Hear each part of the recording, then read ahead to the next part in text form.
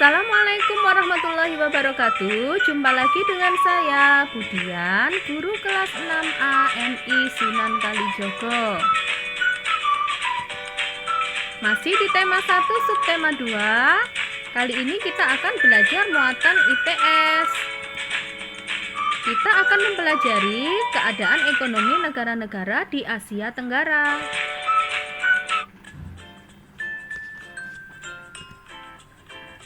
Sebelumnya, mari kita sebutkan negara-negara yang ada di Asia Tenggara.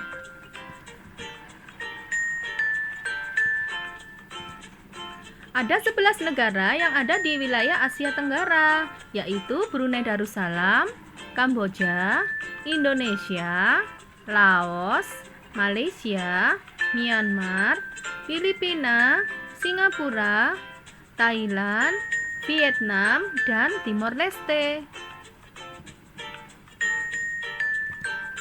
Negara-negara di Asia Tenggara tersebut memiliki potensi ekonomi yang beragam.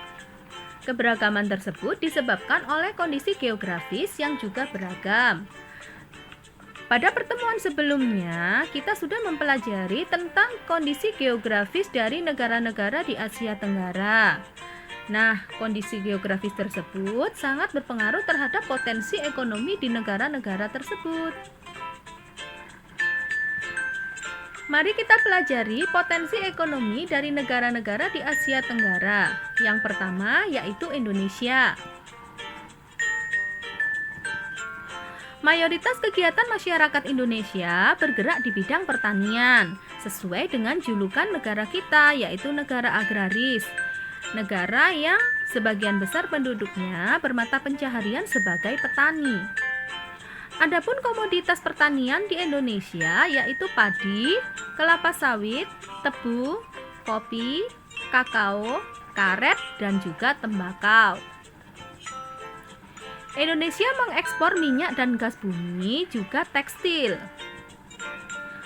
Komoditas perikanan juga berkembang di Indonesia, diantaranya yaitu ikan cakalang, kepiting, tuna, udang, dan rumput laut. Selain itu, di beberapa wilayah negara Indonesia memiliki potensi di bidang pertambangan seperti minyak bumi, gas bumi, batu bara, tembaga, dan emas. Selanjutnya adalah negara Malaysia. Komoditas utama dalam bidang pertanian dan perkebunan yaitu karet, kelapa sawit, lada, teh, padi, dan kopra. Malaysia merupakan negara penghasil karet terbesar di Asia Tenggara dan juga merupakan penghasil biji timah terbesar di dunia. Penduduk lain bekerja di bidang pertambangan, perindustrian, dan juga perdagangan.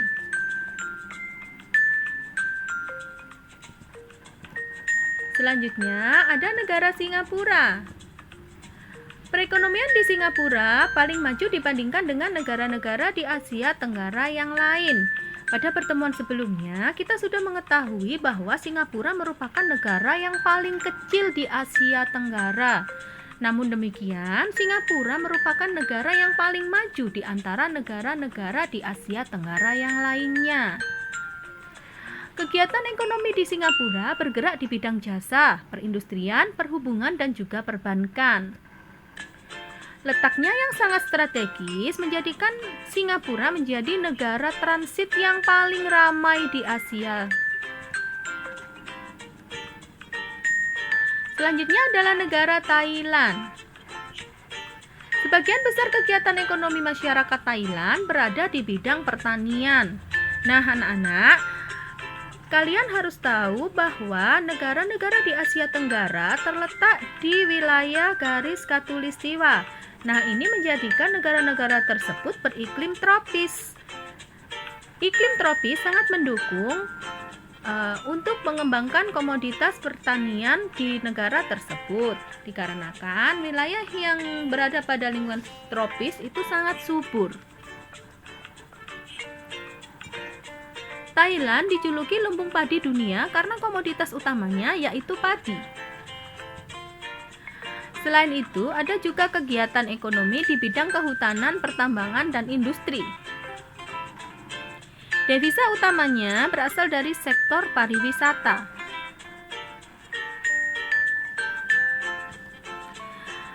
Selanjutnya adalah negara Filipina.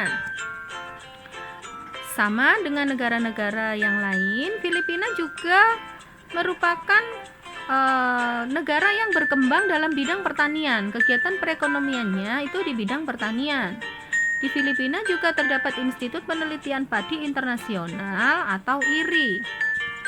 Beberapa produk unggulan hasil pertaniannya diekspor ke berbagai negara seperti nanas, padi, kelapa, dan gula. Selain itu, warga Filipina bekerja di bidang pertambangan dan perdagangan.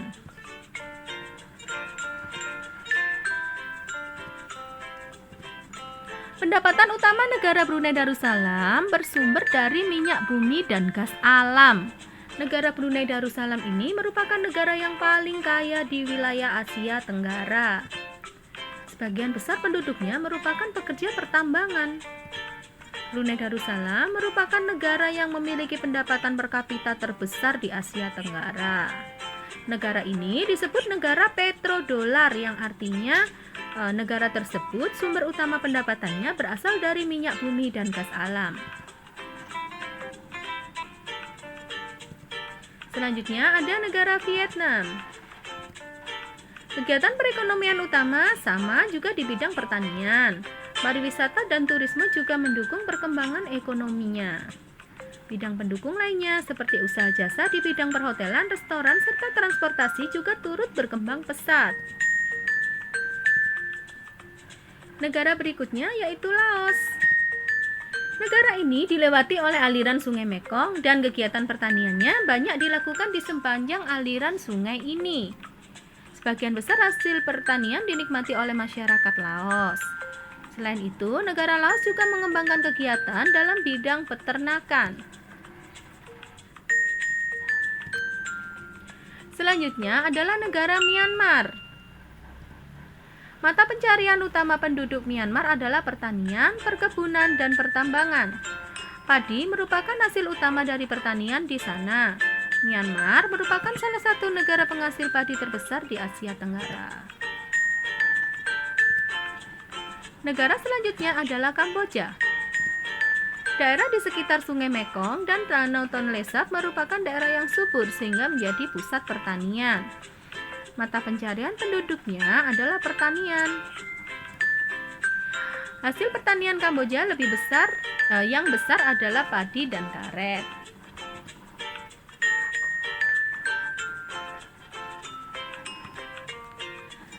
Selanjutnya adalah negara Timor Leste.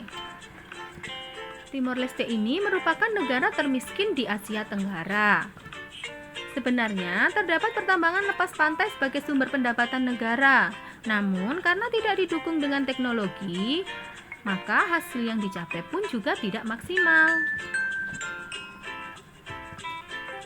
Tugas kalian untuk hari ini, bacalah kembali buku paket Bupena halaman 42 dan 43. Lalu kerjakan latihan soal di halaman 43 nomor 1 sampai 5. Selanjutnya, tulis kembali di buku kalian jawabannya, kemudian kirimkan via WA ke saya seperti biasanya. Jika ada kesulitan, silakan kalian bertanya di WA grup atau bisa bertanya langsung ke saya melalui WA. Selamat mengerjakan dan terima kasih. Sampai jumpa di kesempatan berikutnya. Wassalamualaikum warahmatullahi wabarakatuh.